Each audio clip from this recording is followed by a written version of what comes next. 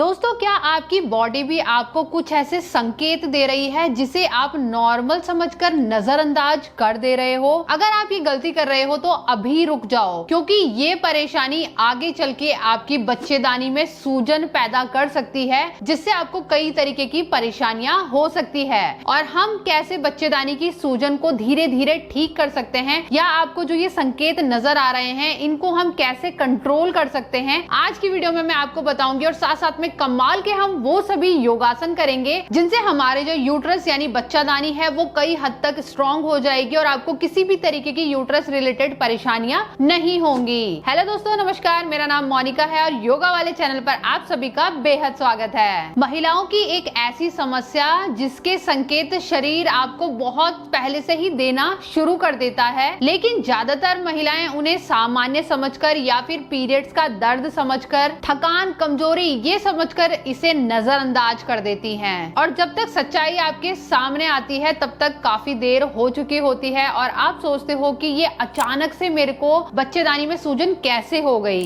दोस्तों, महिलाओं के लिए उनकी बच्चेदानी एक महत्वपूर्ण अंग होता है, क्योंकि एक स्त्री जब तक माँ नहीं बनती है तब तक वो अपने शरीर को इनकम्प्लीट समझती है। और जब किसी कारण से या फिर संक्रमण पैदा होने से उनकी बच्चेदानी में सूजन जैसी समस्या हो जाती है तो वो बहुत ही ज्यादा परेशान हो जाती है। इसलिए ये जो संकेत मैं आपको बता रही हूँ इन्हें नजरअंदाज आप बिल्कुल नहीं करेंगे। पहला संकेत, पेट के निचले हिस्से में हमेशा आपको दर्द बना रहता है, कभी रुकता है तो कभी दोबारा उठ जाता है। इस तरीके का दर्द आपको बना रह रहा है और साथ में भारीपन आपको महसूस हो रहा है पेट के निचले वाले भाग में, तो हो सकता है कि आपके बच्चेदानी में सूजन की समस्या बन रही है। दूसरा संकेत, अगर आपके कमर में बार बार दर्द की समस्या बनी रहती है जो कि ठीक ही नहीं हो रही है, तो ये भी एक इशारा होता है कि आपको बच्चेदानी में सूजन हो रही है। तीसरा संकेत, पीरियड्स में बदलाव। आपको पीरियड या तो बहुत जल्दी आ रहे हैं या बहुत लेट आ रहे हैं, तो काफी बार ये हार्मोनल इम्बैलेंस की वजह से नहीं बल्कि बच्चेदानी में सूजन की वजह से भी हो सकता है। साथ में आपको पहले आप नोटिस कर रहे होंगे कि पीरियड्स में उतना ज्यादा दर्द नहीं होता था, लेकिन अब धीरे धीरे दर्द बहुत ही ज्यादा बढ़ने लग रहा है, या पीरियड का फ्लो काफी हैवी हो गया है,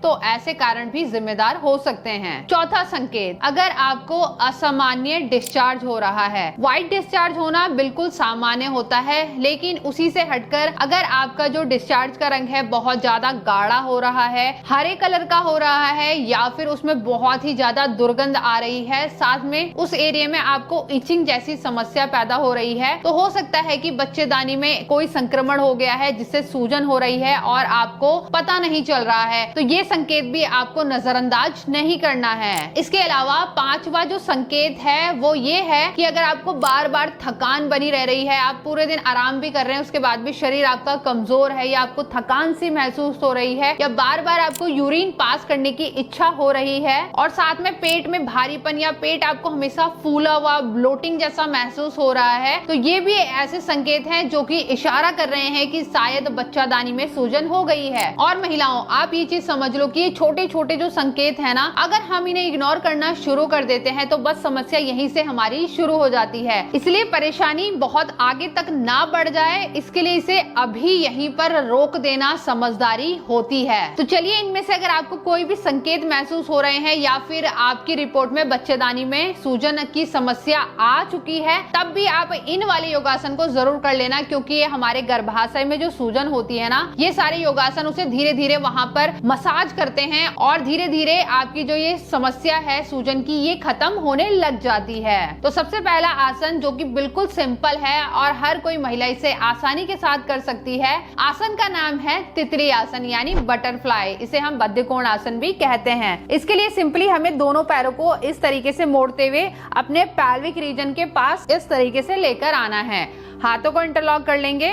अब यहीं से बटरफ्लाई में पैरों को चलाना है, जितना हो सकता है ऊपर से नीचे की तरफ आपको पैरों को इस तरीके से चलाते हुए आना है। ऐसा करने से जो आपके जननांग है यानी जो प्राइवेट पार्ट की मसल्स होती हैं जितनी भी, या हमारा जो यूट्रस है, उन पर एक तरह का खिंचाव पैदा होगा, वहां पर एक तरीके की मालिश होगी, जिससे धीरे धीरे आपकी सूजन की समस्या सही होने लग जाएगी। और हाँ, एक चीज का जो आपको ध्यान रखना है, अपने खान पान को आपको पूरी तरीके से संतुलित रखना है। अच्छा प्रोटीन बढ़ाइए शरीर में, कार्बोहाइड्रेट को थोड़ा कम कीजिए, साथ में फाइबर यानी जो रेसे युक्त भोजन होता है उनको ग्रहण कीजिए, सलाद ज्यादा लीजिए। ये सारी चीजें हमारी बॉडी में जितनी भी तरीके की परेशानियां होती है ना, उनको बैलेंस करने में हेल्प करता है। तो कंटिन्यू आपको बटरफ्लाई 1 मिनट तक इस तरीके से करते हुए चले आना है, उसके बाद रिलैक्स करेंगे। तो आप बटरफ्लाई का अभ्यास 3 मिनट तक दोहराते हुए आएंगे। दूसरा अभ्यास रहेगा हमारा मलासना का। मलासना के लिए हमें सिंपली इस तरीके से उकड़ू पोजीशन में बैठ जाना है। अब यहीं से बॉडी को हल्का सा ट्विस्ट करते हुए आएंगे, कुछ इस तरीके से। मलासना विद ट्विस्टिंग। ऐसा करने से हमारी जो भी पेट के निचले हिस्से की मांसपेशियां होती है ना, उनमें अच्छी सी मसाज होती है। तो आपको इस तरीके से घुटने को नीचे रखते हुए आना है, एक एक पैर चलाते हुए। तो आपको सिंपली ना उकड़ू पोजीशन में बैठना है, कुछ इस तरीके से।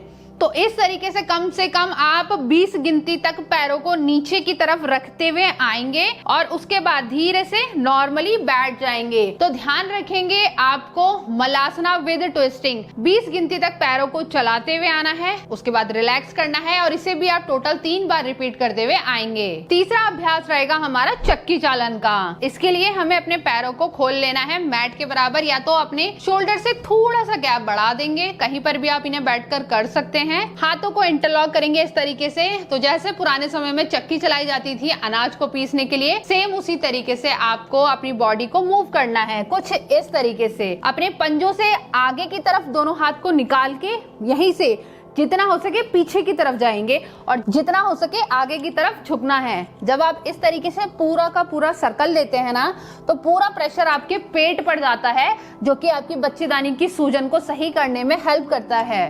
तो सिंपली आपको इस तरीके से 20 गिनती तक क्लॉकवाइज चलाते हुए आना है और उसके बाद एंटी क्लॉक यानी उल्टी दिशा में 20 गिनती सीधी दिशा में और 20 गिनती उल्टी दिशा में, इस तरीके से करते हुए आना है और इसे आप टोटल 3 बार रिपीट करते हुए आएंगे। अगला अभ्यास रहेगा हमारा कैट पोज का, जिसे हम मांजरी आसन भी कहते हैं। तो सिंपली हमें अपने दोनों हाथ को इस तरीके से सामने रखना है, दोनों पैरों में शोल्डर्स के बराबर गैप ले लेंगे। अब यहीं से पूरा पोस्चर जो होगा वो आपके कमर पर होगा। तो ध्यान रखेंगे किस तरीके से करना है। आपको इस तरीके से अपनी नाभि पर देखना है और कुबड़ वाले हिस्से को ऊपर की तरफ उठा लेना है, कमर वाले हिस्से को। और जब आप सांस छोड़ रहे हैं कमर को अंदर की तरफ दबाएंगे, कुछ इस तरीके से।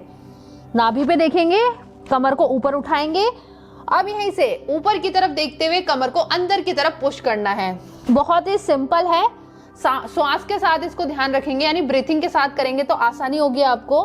सांस छोड़ते हुए नाभि पर देखना है, सांस लेते हुए ऊपर देखना है और कमर को आप पूरा अंदर की तरफ पुश करेंगे। इसका आपको ध्यान रखना है। बहुत ही अच्छा अभ्यास है, हमारी बच्चेदानी की सूजन को सही करने में हेल्प करता है। तो कंटिन्यू आप 20 गिनती तक इस तरीके से करते हुए चले आएंगे, ऊपर नीचे ऊपर नीचे।